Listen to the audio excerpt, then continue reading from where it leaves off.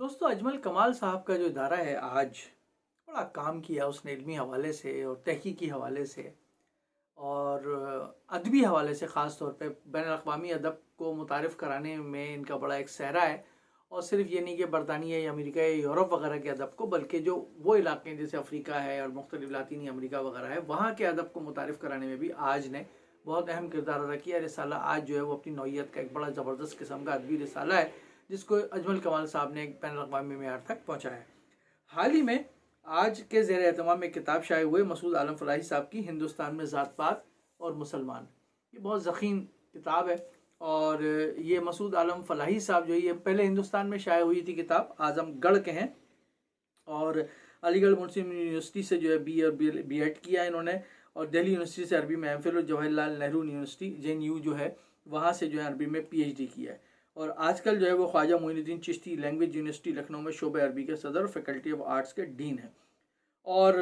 125 से ज़्यादा मकालात के मुसन्निफ़ हैं। और ये बड़ी ज़बरदस्त किताब इनकी जो है बरसग़ीर पाक व हिंद के हवाले से है कि इन्होंने लिखी है और ज़ात पात के तसव्वुरात और उनकी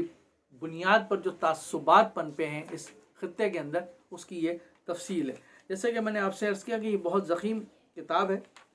और अगर मैं देखूं तो तकरीबन 770 इसके सफ़ात हैं और इसकी कीमत जो है वो रखी गई है 1600 रुपये। 1600 रुपये में अगर 700 सफ़े की किताब आपको मिल रही है और इतनी अहम किताब, तो मेरे ख्याल में ये बुरी नहीं है। बहुत अच्छी किताब छापी गई है, इसका सफ़ात भी इसके बड़े अच्छे हैं और ये किताब सिटी बुक्स प्रेस वगैरह के अंदर ये आसानी के दस्तयाब है। मैं आपको इसकी तफसील डाल दूँगा। अब आइए किताब की तरफ चलते हैं। किताब जो है इसका जो पहला बाब है वो हिंदुस्तान पे आर्यों का हमला और उसके समाजी असरात पर है। यानी ये ज़ात और क्लास की तारीफ वहाँ से शुरू होती है और फिर हिंदुस्तान के असली बाशिंदे कौन थे, आर्यंस ने आके किसको ज़ेर किया था, यहाँ पर तबकाती तकसीम क्या पहले से मौजूद थी, आर्यंस ने आके उसको बनाया। फिर ब्राह्मण जो थे और उनके क्या मामलात थे और किस तरीके से उनको मुक़द्दस समझा जाता था या मुक़द्दस समझा गया या उनको मुक़द्दस बनाया गया, उसका जिक्र है। फिर ज़ात पात का नज़रिया और मजहबी किताबें, मजहबी किताबों में ये किस तरह दर आया और किस तरीके से ज़ात पात के नज़रिए को माशरे की तकसीम और तबकाती तकसीम के हवाले से इस्तेमाल किया गया, इसका जिक्र है। दूसरा बाब में फिर जब आर्यंस जो है यहाँ पर मुस्तहकम हो गए, उन्होंने ज़ात पात का निज़ाम जो है वो मुस्तहकम कर दिया और उसकी बुनियाद पर इन्होंने हुकूमत करनी शुरू कर दी और एक तरह से यहाँ के जो मजलूम पिसे हुए तबकात थे उनको जो है दबाना शुरू कर दिया। तो उनके खिलाफ, जो आर्यंस के खिलाफ जो है एक रद्द अमल में तहरीक शुरू हुई जिसमें जैन मत है, बुद्ध मत है। और लेकिन जैन मत और बुद्ध मत जो है वो मगलूब हो गए उस तबकाती निज़ाम के हाथों, जो कि आज भी वहाँ पर मौजूद है। फिर महाभारत और रामायण की तारीख़ इसके अंदर मौजूद है। तीसरा बाब जो हिंदुस्तान में इस्लाम की आमद और इशाअत है, इस्लाम का नज़रिया मुसावात है, हिंदुस्तान में इस्लाम की आमद और इशाअत किस तरह हुई। फिर मुस्लिम दौर हुकूमत में ज़ात पात की जद्दोजहद, मुस्लिम दौर हुकूमत में भी ज़ाहिर है कि ये पूरा निज़ाम मौजूद रहा और ज़ात पात की तारीख़ मौजूद रही। ज़ात पात का बानी कौन था, अरब मुस्लिम समाज में ज़ात पात, मुस्लिम सियासी इख्तिलाफ़ की तारीख़, खिलाफत के ख़िलाफ़ बगावत, तसव्वुफ़ और नस्ल परस्ती, हिंदुस्तानी मुस्लिम समाज में ज़ात पात, मुस्लिम समाज की तबकाती तकसीम आपको मालूम है कि मुस्लिम समाज में भी तबकात की तकसीम है और यहाँ पर भी बड़े मसले मसाइल हैं। ज़ात पात के हवाले से उस तरह तो नहीं है शर्फ़ के एतबार से, इंसानी शर्फ़ के एतबार से, लेकिन बहरहाल यहाँ समाजी तकसीम और माशरती तकसीम जो है वो बहुत ज़्यादा मौजूद है। फिर इसमें सुल्तान शमसुद्दीन अल्तमश, गयासुद्दीन बुलबुल, ज़ात पात ख़त्म करने की वजह से बगावत और कत्ल। फिर पाँचवा बाब इसका जो है वो उलमा का किरदार है, मोहम्मद तुगलक का दौर है।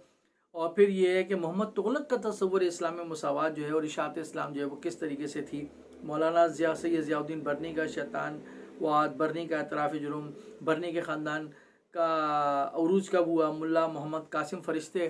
के बारे में इसके अंदर लिखा है। मोहम्मद तुगलक जो है वो मौरख़ीन की नज़र में इन्होंने बड़ा ज़बरदस्त दिया। फिर इब्न बतूता, मुल्ला मोहम्मद कासिम फ़रिश्ता, मौलाना सैयद ज़ियाउद्दीन बरनी, मौलाना अकबर शाह खान, नजीब आबादी साहब, डॉक्टर तारा चंद, सैयद सबाउद्दीन अब्दुर्रहमान वगैरह के हवाले से इन्होंने दिया है कि फ़िरोज़ शाह तुगलक जो है उसका अक़ीदा क्या था और उसके दौर में मसावात की क्या पोजीशन थी। छठा बाब जो है इसका ब्राह्मणी तहरीकात का ज़हूर, मुस्लिम समाज में आहियाए ज़ात पात। अब मुस्लिम समाज तो बन गया लेकिन उसमें ज़ाहिर है कि हिंदुज़म जो था उसकी जो तबकाती ताकत थी उसने जो रद्द अमल के तौर पे उसका आहिया हुआ। फिर भक्ति तहरीक, सिख मत आया, दलित संत रेदास का ऊंची ज़ात बनाया जाना है, विष्णु तहरीक है, विष्णु मत की बुनियाद और तजदीद है। मुस्लिम समाज फिर ज़ात पात के दलदल में, अहद मुगलिया में मुगलिया दौर शुरू हुआ तो ज़ात पात किस तरह थी। اور اس میں تو نے لکھا ہے شہادت ٹیپو سلطان کی وجہ بھی شاید ذات پات تھی۔ انگریزی دور میں ذات پات علماء کا طرز عمل برہمین تحریکات نئے بحیث میں، پھر برہمو سماج، آریہ سماج، سوامی دیانند سرسوتی جی کی عیسائی مشنریاں، دفاع اسلام اور علماء، RSS، گاندھی واد، پھر نواں باب اس کا ذات پات اور معاصر علماء اور زوما، پھر علی گڑھ تحریک۔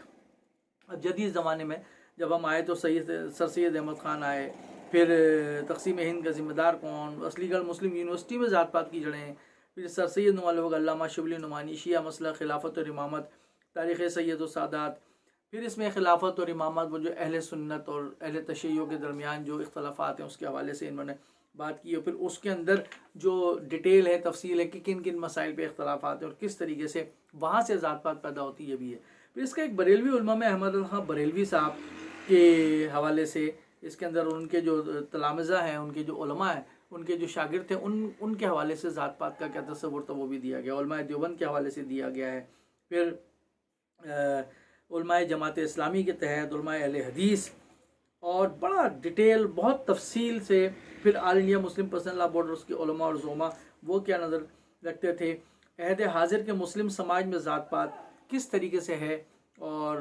ہندوستان میں خاص طور پر اس حوالے سے اس کے اندر 10واں باب جو ہے ان کا ہے اشاعت اسلام کی راہ میں نئی رکاوٹیں، پھر اس میں تبدیلی مذہب پر قانونی بندشیں ظاہر ہے کہ ہندوستان کے حوالے سے ہے، مسلم کش فسادات، نو مسلم اور اسلامی مبلغوں کا قتل، مسلکی اختلافات کا فروغ،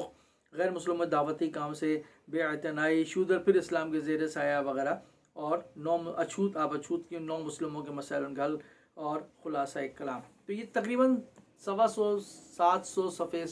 صفحے کی کتاب، ضخیم کتاب ہے۔ ہندوستان میں ذات پات اور مسلمان، مسعود عالم فلاحی صاحب کا بڑا تحقیقی کام، بڑا شاندار کام ہے۔ اس کو پڑھنے کے بعد آپ کو ہندوستان میں ذات پات نہ صرف ہندوازم کے اندر بلکہ مسلم سماج کے اندر جو ذات پات ہے اس کی تقسیم بھی بڑی گہری اور اس کی جڑیں بھی بہت گہری نظر آئیں گی، اور شاید یہی وجہ ہے کہ ایک معاشرہ جو ہے وہ اب تک اس انسانی مساوات کی بنیاد پر قائم نہیں ہو سکا یہاں، اور اسی وجہ سے بہت سارے مسئلے مسائل، اور شاید یہی چیزیں ہماری سیاسی جو رویے ہیں اور سیاسی جماعتیں جو ہیں اور سیاسی عمل جو ہے اس میں بھی جھلکتی ہیں، تو اسی وجہ سے شاید فلاح